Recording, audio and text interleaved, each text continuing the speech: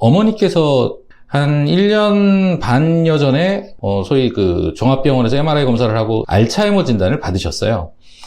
그래서 알츠하이머 진단을 받고 약물을 우리가 흔히 잘 알고 있는 아리세트를 5mg을 처방받아서 먹다가 증상 개선이 잘 안 돼서 10mg로 증량해서 처방을 받아서 쓰고 있었던 분이었는데, 누군가가 한 번 더 다른 병원을 가보라고 소개를 받아서 가서 진료를 받았더니 거기서 MRI를 찍고 인지검사도 다시 하고 PET-CT까지 찍었던 거예요. 그랬더니 검사 결과가 알츠하이머가 아니다 라고 나왔다는 겁니다.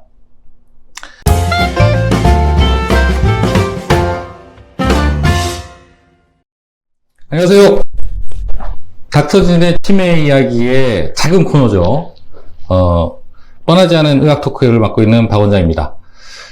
굉장히 오랜만에 뵙습니다. 제가 요즘에 좀 매우 바빠서, 하지만 이제 좀 들려드리고 싶은 말들이 좀 있어서 간만에 이렇게 또 유튜브를 찍게 됐네요. 본론으로 바로 들어가자면, 많은 치매 환자분과 보호자들의 사연을 저희가 받고 또 듣고 하고 있는데, 그 중에서도 몇 가지 우리 다른 그 분들도 좀 같이 지식을 공유하면 좋겠다 하는 내용을 좀 뽑아서 그 실사에 대한 내용을 좀 집중적으로 설명을 드릴까 해요.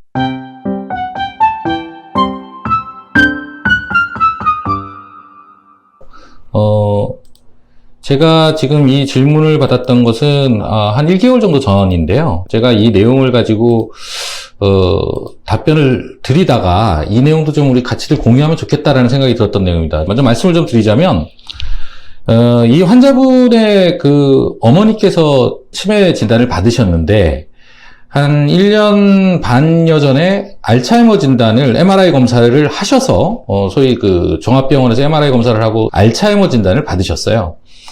그래서 알츠하이머 진단을 받고 약물을 우리가 흔히 잘 알고 있는 아리세트를 5mg을 처방받아서 먹다가 증상 개선이 잘 안 돼서 10mg로 증량해서 처방을 받아서 쓰고 있었던 분이었는데, 누군가가 한 번 더 다른 병원을 가보라고 소개를 받아서 가서 진료를 받았더니 거기서 MRI를 찍고 인지검사도 다시 하고 PET-CT까지 찍었던 거예요. 그랬더니 검사 결과가 알츠하이머가 아니다 라고 나왔다는 겁니다. 여태까지 알츠하이머인 줄 알고 1년 반을 어쨌든 그 약을 심지어 증량까지 와서 먹어왔는데, 새로 간 병원에서 PET-CT까지 찍어 보니 알츠하이머가 아니라는 거죠. 그래서 보호자는 아니 여태까지 알츠하이머인 줄 알았는데 알츠하이머가 아니다 라는 진단을 받았다. 도대체 나는 1년 반 동안 뭐 한 거며 이게 도대체 어떻게 된 일이냐, 문의가 들어오게 된 겁니다. 제가 답변을 좀 드렸죠. 결론적으로 말씀드리면 알츠하이머냐 아니냐는 사실 중요한 게 아니다 라는 게 최종 결론입니다.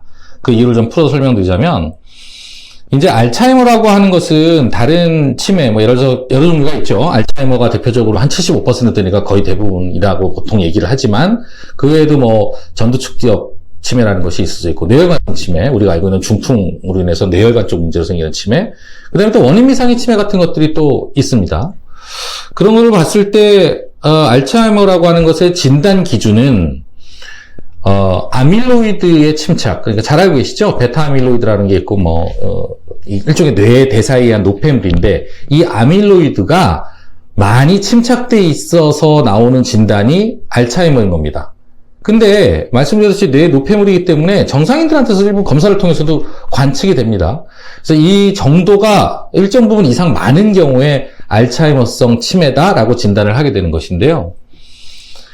중요한 거는, 그러면 이 아밀로이드가 침착되어 있는 정도를 어떤 검사를 통해서 알 수 있느냐? 그거는 확진하는 게 PET-CT 밖에는 없습니다.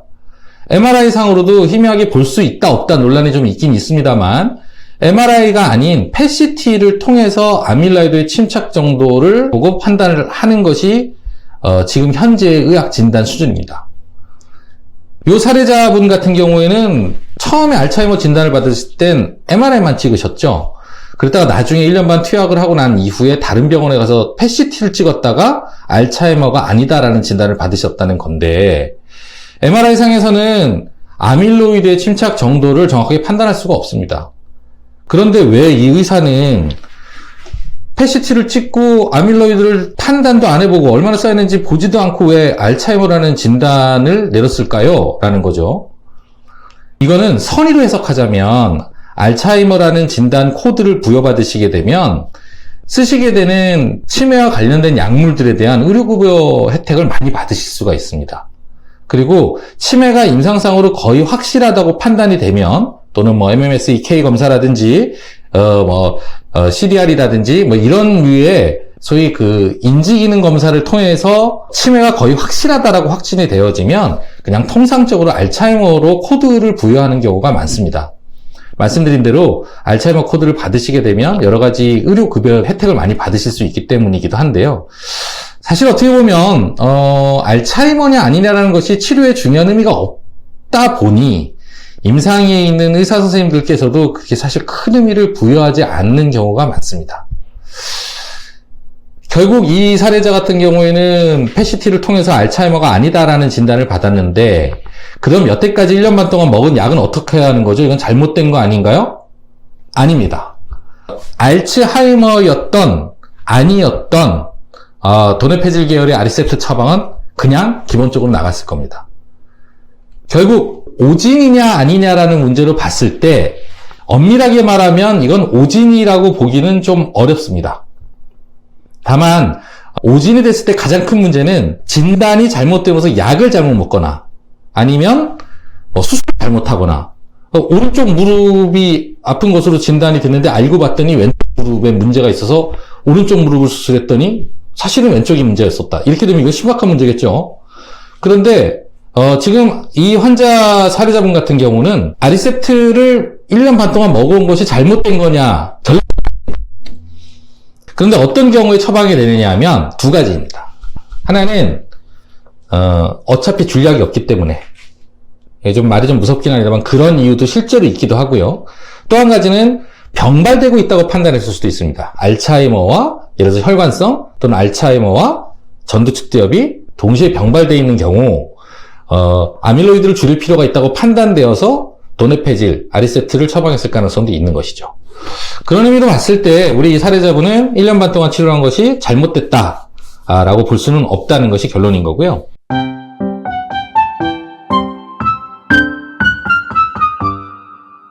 사실 이런 예들을 많이 만나게 됩니다. 어떤 사례자분들은 혈관성 치매 진단을 받았는데 그럼에도 불구하고 아리세프트 처방을 의사가 했고 그 처방을 꾸준히 먹어왔고 그런 도중에 부작용이 발생되기도 합니다. 그럼 과연 이건 누가 책임져야 되느냐라는 문제인데 제가 뭐 가재는 개편이라고 처방하는 의사 선생님 편을 들려는 것이 아니고 실제로 치매로 진단이 된 환자에게 줄 수 있는 선택지가 없습니다. 의사가. 뭐 메만틴 계열하고 아리세프트 계열 두 가지가 크게 배분되는데 거의 뭐 사실은 알츠하이머에 지금 아리세프트 도네페질 계열 약물로 준다고 봤을 때 선택지가 아예 없다고 봐야죠. 예를 들어서 뇌혈관성 치매니까 이런 약을 이렇게 믹스해서 이렇게 주면 되고 또는 이 환자의 연령이나 혈관이 파열된 부위라든지 또는 다른 혈관의 상태에 따라서 요약 말고 요약을 주면 되고 치매에 요약 말고 요약을 또 주면 되고 이런 것들이 아예 없다는 거죠. 선택지 자체가 아예 없습니다. 그래서 이게 선생님들만의 탓하기에는 지금의 현실이 그렇습니다. 그래서 결론적으로는 이번에게는 제가 그렇게 말씀드렸어요. 알츠하이머냐 아니냐라고 하는 것 자체가 어떤 치료 방법을 정하는 데 있어서 큰 의미가 없었기 때문에 혼란스러워 하실 필요가 없다. 걱정하실 필요가 전혀 없다. 이렇게 말씀드렸고요. 지금 이런 환자분들 같은 경우에는 그럼 여태까지 써왔던 약물이 아닌 다른 약물을 쓸 필요가 있느냐? 말씀드렸듯이 선택지가 없습니다. 그래서 다른 걸 쓰실 만한 것도 사실 없는 상태라고 생각하시면 되고요.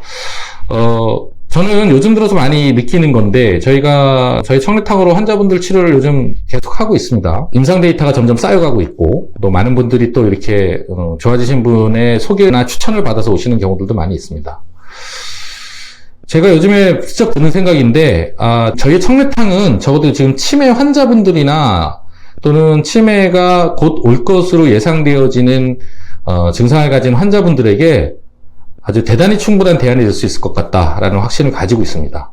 이거는 그전에 실험 결과라든지 또는 특허가 출원됐을 때 느꼈던 감정과는 좀 다른 게 제가 실제로 이제 오랜 시간 많은 환자를 보다가 최근 들어서 많이 느끼고 있는 생각입니다.